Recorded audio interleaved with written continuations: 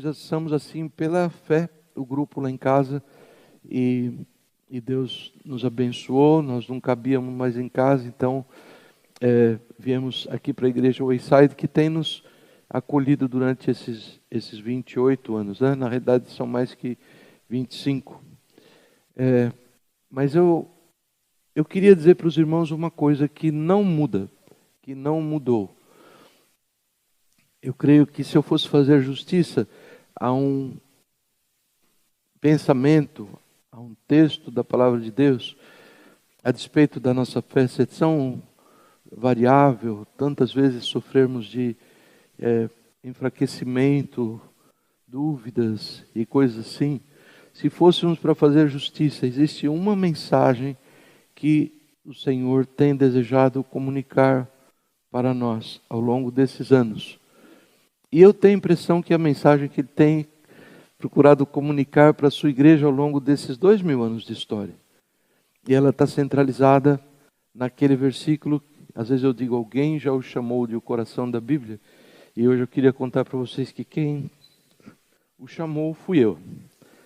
Porque esse versículo não é possível nós vivermos sem a realidade ali apresentada, que diz: se confessarmos os nossos pecados, Ele é fiel e justo para nos perdoar os pecados e nos purificar de toda a injustiça. O pensamento puro e simples é o seguinte: o pecado é o nosso maior problema. Nós já tivemos pessoas que eu vou embora dessa igreja porque aqui só se fala em pecado. Eu disse para aquela irmã, tentando segurá-la, porque eu amo muito, amava muito, amo muito. Diz assim: não, nós falamos sobre a solução para o pecado. Ah, mas tem outras coisas. De fato, existem outras coisas. Nós temos estado fixos a esta questão de quando nós nos deixamos embeber, encher da promessa de Jesus, que nos dá o perdão dos nossos pecados, já não existe barreira entre nós e Deus. E a vida muda. E o nosso tratamento com as pessoas muda. E a alegria do coração é outra. E o grupo em que nós participamos, se tem esse tipo de visão, se torna um pedacinho do céu na terra. Então eu gostaria de trazer para vocês uma ilustração, que é uma chamada para que você não deixe de abastecer o tanque. Perdão de Jesus é gasolina. Resulta em frutos muito bons. O pecar sem levar ao Senhor é falta de gasolina. Falta de gasolina é um problema muito sério. O teu carro pode ser um Volkswagen 1972, ou pode ser um carro muito mais chique do que isso e do ano. Mas se não tiver gasolina, não anda da igual maneira. Não funciona. Todo aquele dispositivo, aquela coisa linda, não funciona. E é a mesma coisa com relação aos crentes em Jesus, com relação a nós. O nosso desafio de caminharmos o dia a dia. Poderia ter escolhido outra mensagem para falar com os irmãos, mas eu tenho a impressão que é em bom tempo que nós lembramos desta que eu considero a mais importante de todas as mensagens que Deus deixou para nós. A minha ilustração é mais ou menos assim, eu já contei outras vezes. Nós morávamos em São Paulo, num bairro que era muito próximo da estrada chamada Rodovia dos Imigrantes, que liga a cidade de São Paulo com a Baixada Santista, cidade de Cubatão, Santos, São Vicente. É um lugar muito bonito, a Serra do Mar, muitos conhecem ali. Eu lembro quando eu era mocinho e nós passávamos, a estrada tinha recém sido inaugurada, e em direção à serra, talvez 20 quilômetros antes de começar a descida da serra, no lado direito tinha um grande posto de gasolina com uma enorme placa. Dizia mais ou menos assim: Este é o último posto antes da descida da serra. Abasteça aqui. Eu acho que até o nome dele era o último posto.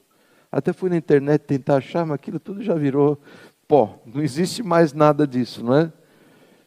E eu achava interessante isso. Eu ficava pensando, imaginando o que aconteceria com alguém que passasse por aquele posto e não desse atenção ao seu marcador de gasolina. Ia ser um problema. A descida da serra, até onde eu sei, é alguma coisa ao redor de 20, 25 quilômetros. Então, Israel que chegou mais há pouco tempo lá, possa me corrigir. É mais ou menos, por aí mais ou menos, né? Mais ou menos isso. E é uma serra muito íngreme. Aí a rodovia dos imigrantes como que deixou as coisas um pouco mais simples. O declive não é tão acentuado como na velha estrada, chamada Via Anchieta, que era um caracol, e ainda pior, a antiga Serra do Mar. Enfim, são os detalhes de estrada. O fato é que é mata fechada embaixo. O lugar está sempre coberto de nuvens, é fascinante. Você vai descendo e as nuvens estão... Você está acima das nuvens, de repente você está no meio, de repente você está abaixo das nuvens, e lá embaixo você vê o sol e aquele oceano maravilhoso. É muito lindo. Era muito lindo, se ainda não destruíram, faz muito tempo que eu não passo por lá. E eu ficava imaginando o que poderia acontecer com alguém que está se vendo com o tanque assim já bem na reserva, bem pertinho do vermelho, e decide testar a sua sorte. Ia ser um belo problema. Sabe por quê? Porque ele poderia ficar sem gasolina no meio da serra, onde não tem socorro, não tinha posto nenhum.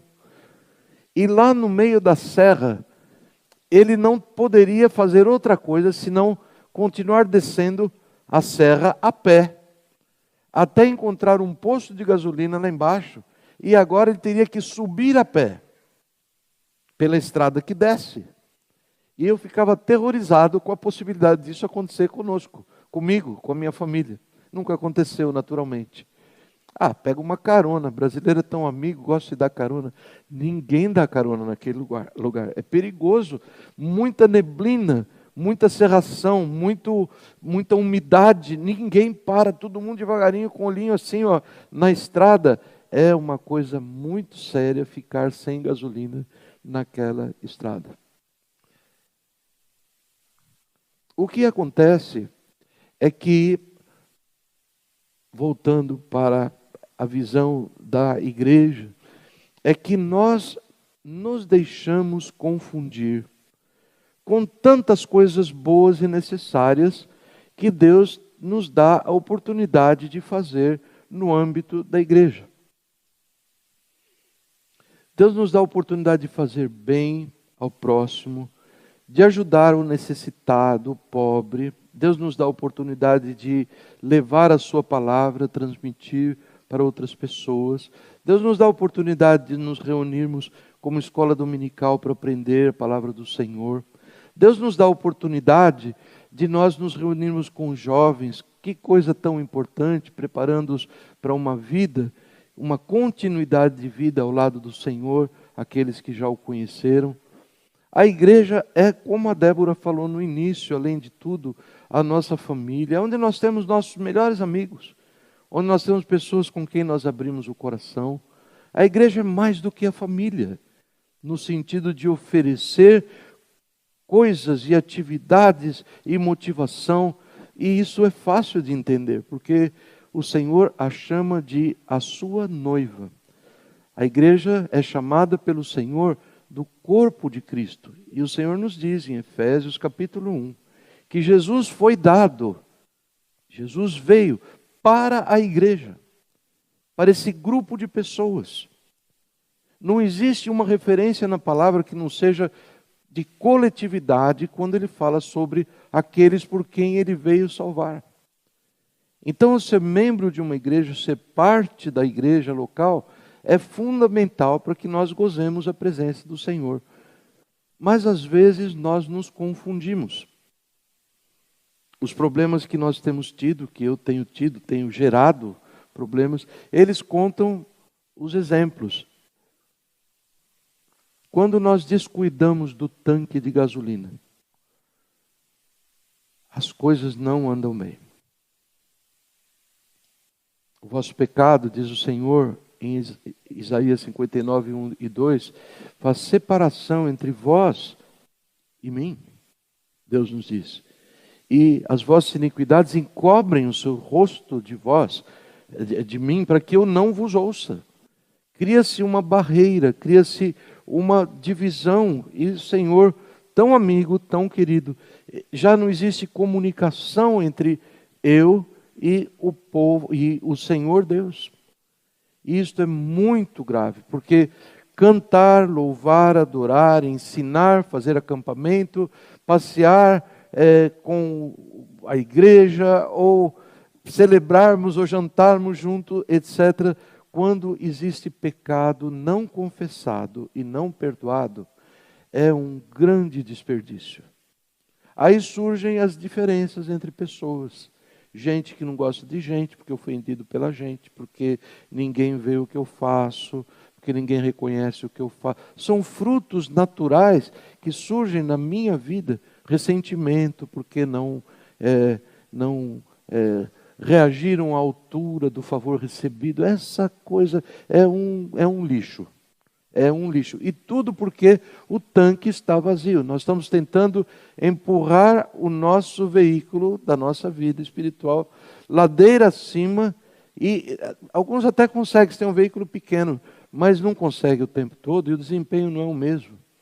Porque está faltando o poder do Senhor Jesus.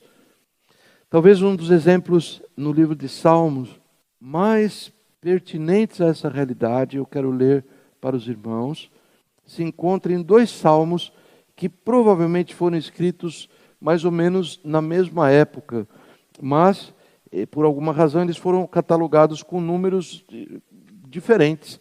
Um foi catalogado como o número 51, que foi o primeiro a ser escrito, e outro foi catalogado como o Salmo número 32. Deixa eu ler para vocês, eu tenho aqui em letra bem grande, trazendo para Chelsea hoje, eu tenho que printar, isso não era assim, eu tenho que printar os textos com letra bem grande, até você pode ler daí, porque a letra da minha Bíblia encolheu, e eu não consigo já ler assim, é sinais dos tempos, mas vejam só, esta pessoa, e nós sabemos sobre o contexto em que Davi escreveu isso, mas isso não é importante. Nós vemos aqui um homem que é um carro sem gasolina. E ele diz: tem misericórdia de mim, ó Deus, por teu amor, por tua grande compaixão, apaga as minhas transgressões, lava-me de toda a minha culpa e purifica-me do meu pecado. Pois eu mesmo reconheço as minhas transgressões, e o meu pecado sempre me persegue.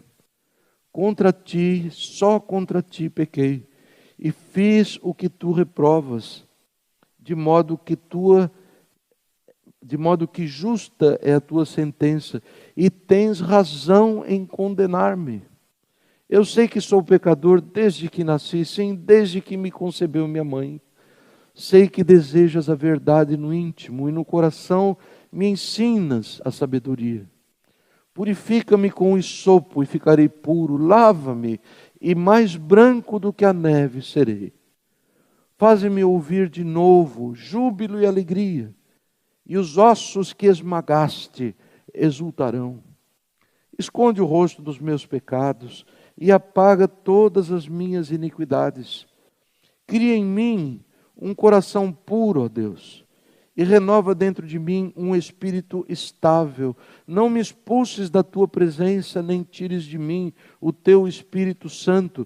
Devolve-me a alegria da tua salvação e sustenta-me com o espírito pronto a obedecer.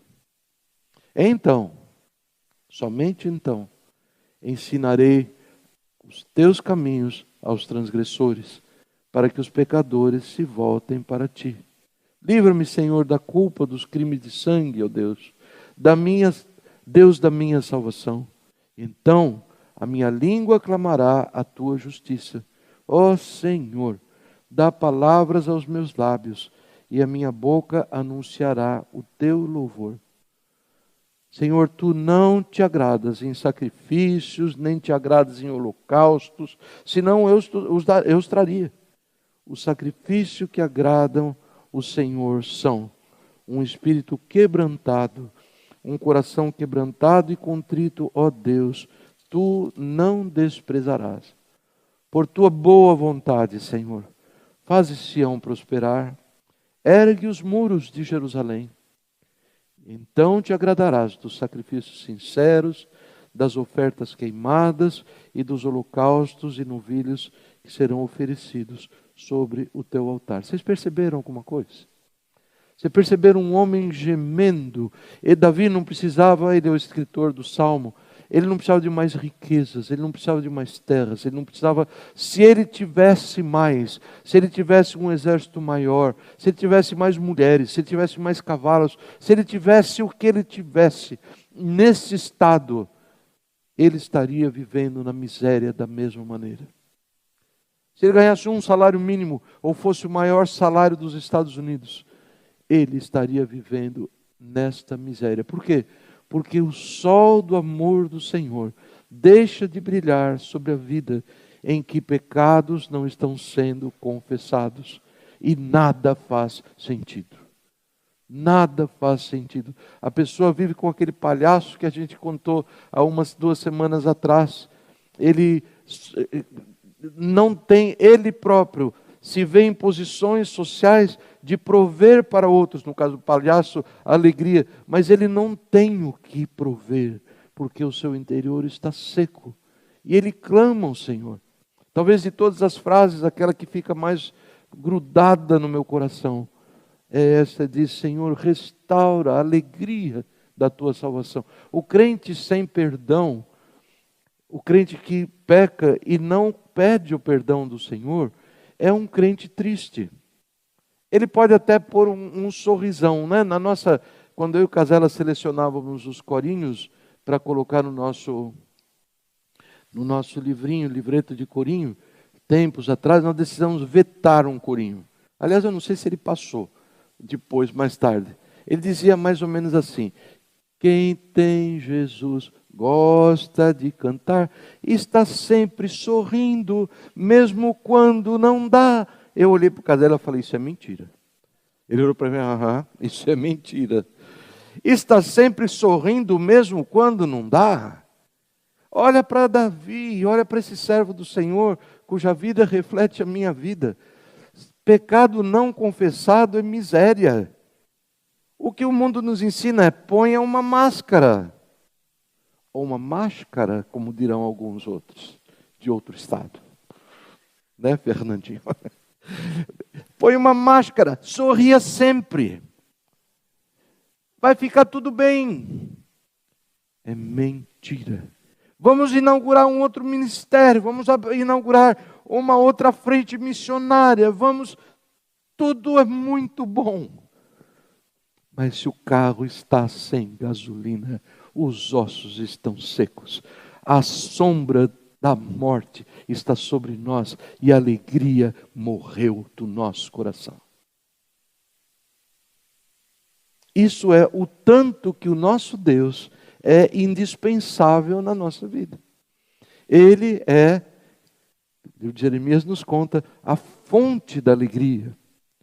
Não há como nós andarmos à distância do Senhor, à distância eu quero dizer, tendo pecados nas nossas vidas, pelos quais nós não nos humilhamos, não nos acercamos dele e digamos: Senhor, perdão, tenha misericórdia de mim. Não há. Se existir esta condição, é como aquele entupimento no cano e a água não desce. Não é possível. De forma que nisto consiste a vida de um servo do Senhor. É permitir que a água, que mais das vezes representa a presença do Espírito Santo no servo dele, que a água flua, livre, linda, fresca, e que possa então trazer a satisfação para a nossa alma e para outras almas também. Vejam que coisa linda quando Davi escreve posteriormente, depois de ter buscado ao Senhor saindo dessa situação, ele diz assim, agora é o Salmo 32. Como é feliz aquele que tem as suas transgressões perdoadas e os seus pecados apagados. Vocês lembram que eu li agora há pouco? Devolve a alegria da minha salvação, Senhor. Agora ele confessa o seu pecado e agora ele está no gozo daquilo que resulta da confissão dos seus pecados. Ah, como é feliz aquele que tem as suas transgressões perdoadas e os seus pecados apagados. Como é feliz aquele a quem o Senhor já não atribui culpa, em quem não há hipocrisia, não há carinha sorridente com o coração sorrindo, com o coração sangrando. Não, é tudo igual. O coração traduz aquilo que está no rosto, o rosto traduz aquilo que está no coração. E ele conta para nós o que se passava com ele. Enquanto eu mantinha escondidos, isto é, não confessados ao Senhor, os meus pecados, o meu corpo definhava de tanto gemer. Sabe o que é definhar? O que é definhar? Vai ficando fraco, apodrecido, vai ficando seco, raquítico, enquanto o corpo... Vejam que coisa está se passando no domínio da alma, no domínio do espírito, mas acaba afetando a vida física da pessoa. A pessoa fica feia. E naquela busca matinal que muitos fazem, procurando se aparecer alguma ruga, as rugas crescem em proporção muito maior. O cabelo cai então muito maior, fica mais bonito, mas é muito triste o sentimento que vai no coração. Não tem paz. A pessoa não tem amigos, a pessoa não tem sossego, a pessoa não consegue dormir. E ele diz, é assim que eu estava, enquanto eu mantinha escondidos os meus pecados. O meu corpo definhava de tanto eu gemer, pois dia e noite a tua mão pesava sobre mim e as minhas forças foram se esgotando como em tempo de seca. Então eu reconheci diante de ti o meu pecado e não encobri as minhas culpas. Eu disse, confessarei as minhas transgressões ao Senhor. E tu perdoaste a culpa do meu pecado.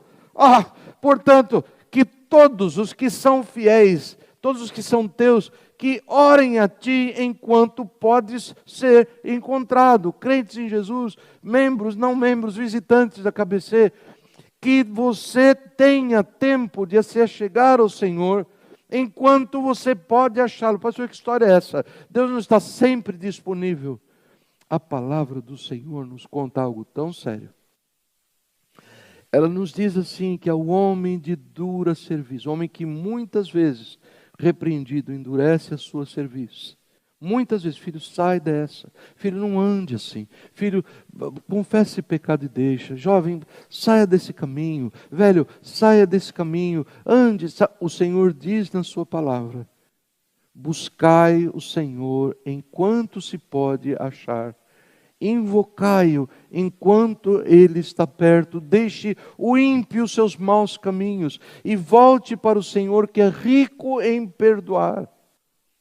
Hoje é dia, você ainda está aqui, você ainda está vivo, você ainda tem consciência, você tem o que é necessário para se achegar ao Senhor. Então que você encontre esse tempo, meus queridos, que não passe um dia que você não joga fora aquela oração, aquele final de oração que nós aprendemos não sei de quem. Aquele final de oração que diz assim, Senhor, e pede, e chega no final, Senhor, tem mais um detalhe, perdoa a multidão dos meus pecados, em nome de Jesus, amém, vai dormir. Isso não é assim, porque tudo que aquela gente que a gente pede, continua a pedir, mas tenhamos a consciência de que o grande fator de enfermidade da nossa alma não é não ter aquilo que nós pedimos e queremos tanto. O grande fator é a separação entre nós e o nosso Deus, que o pecado impõe sobre a vida do servo que peca e não confessa os seus pecados a Deus. Será que eu estou sendo bem claro, irmãos? Eu creio que a palavra é tão clara, é a gasolina do tanque, amados. É a gasolina do tanque, ela não pode faltar. Você talvez esteja testando se vai crer ou não, mas vejam só o que o Senhor nos conta.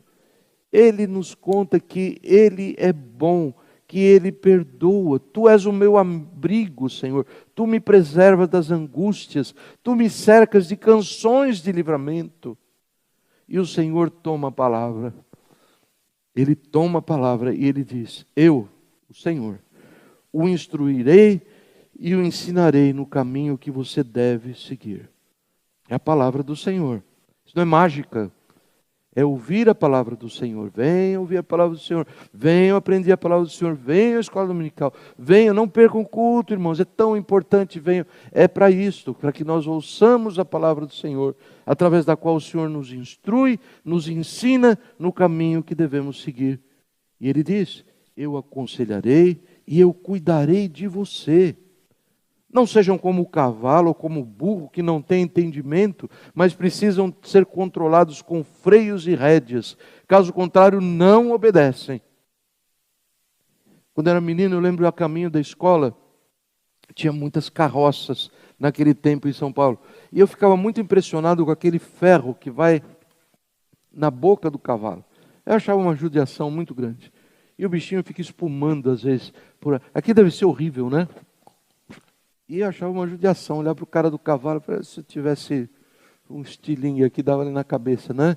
Com pena do animal. Mas aquilo é um recurso que mantém o animal na linha, para que ele não ponha tudo para perder. E eu não estou aqui justificando a crueldade, mas o Senhor diz: não seja assim. Não seja como esses animais que precisam de castigo, precisam aprender pela dor. Não é necessário. Dores são para os ímpios, muitas são as dores dos ímpios, mas a bondade do Senhor protege aquele que nele confiam.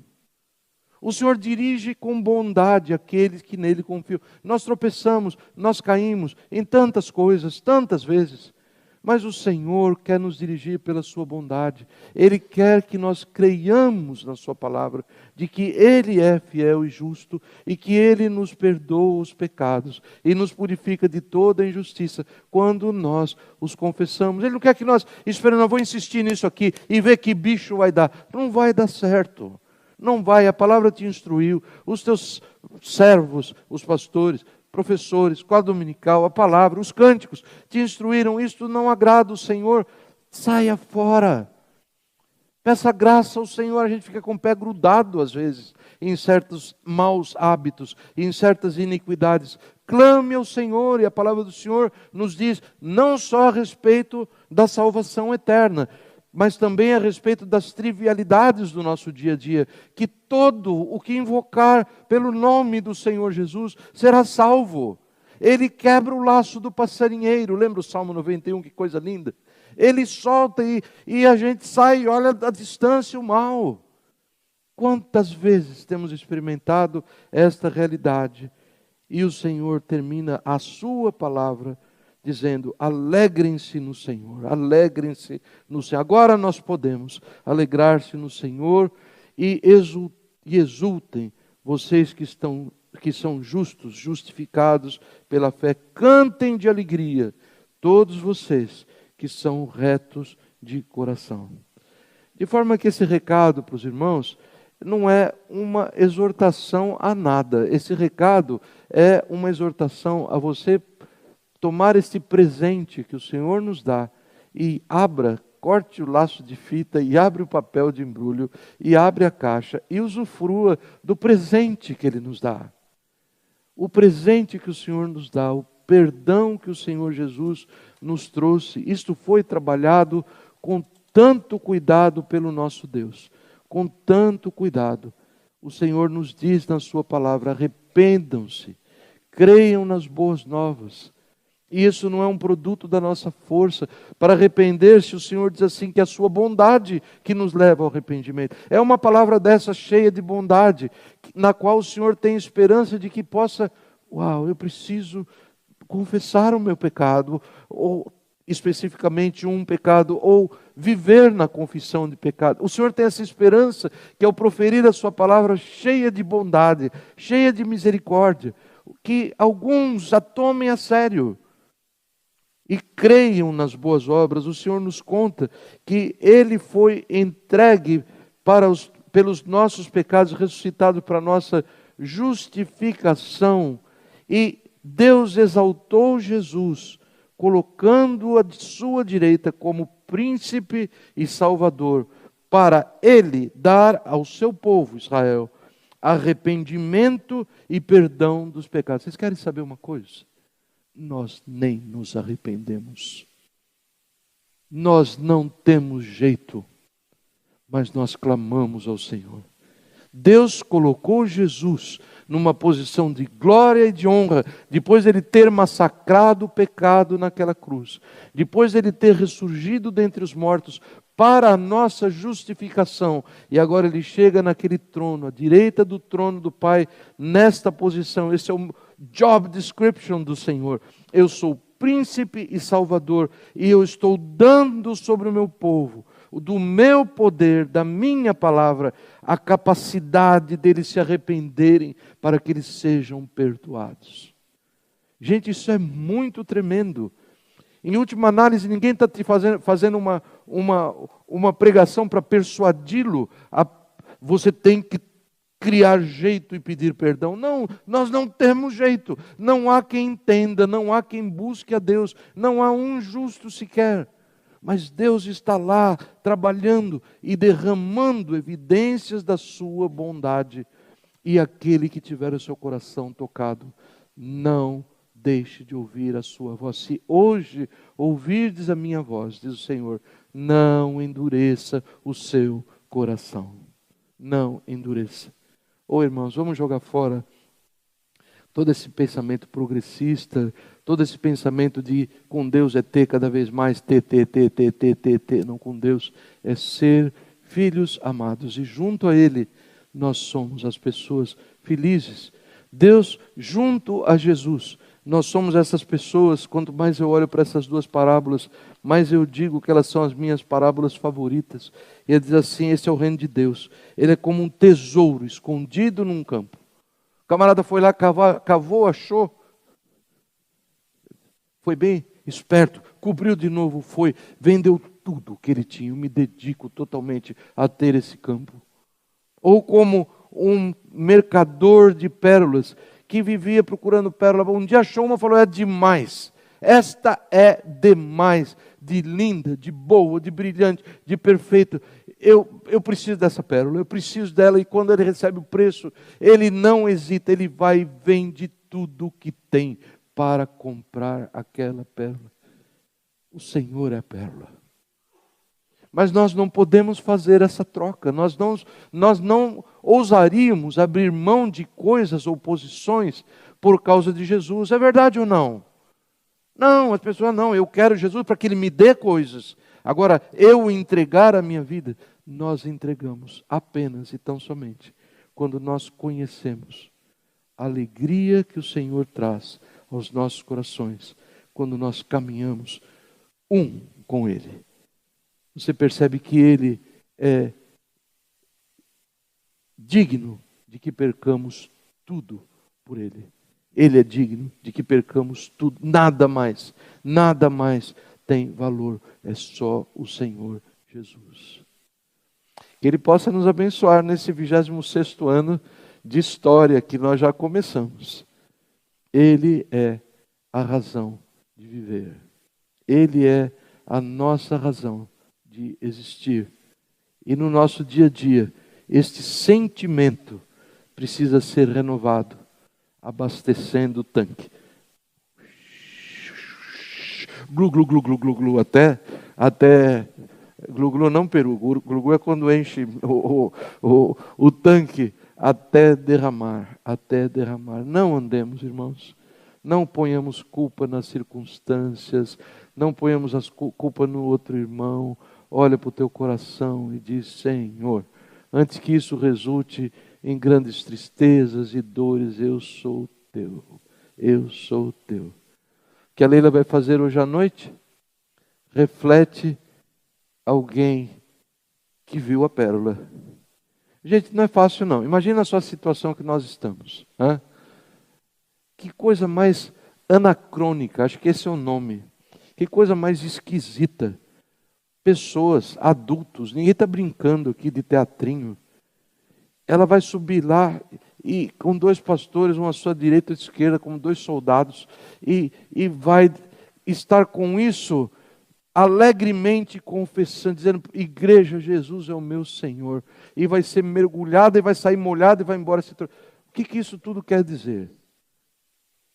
O Senhor Jesus nos ensina. Olharam para Ele e foram iluminados. Os valores mudam. De forma que nós passamos a fazer agora, cheios do perdão de Jesus, nós passamos a fazer loucuras de amor pelo Senhor.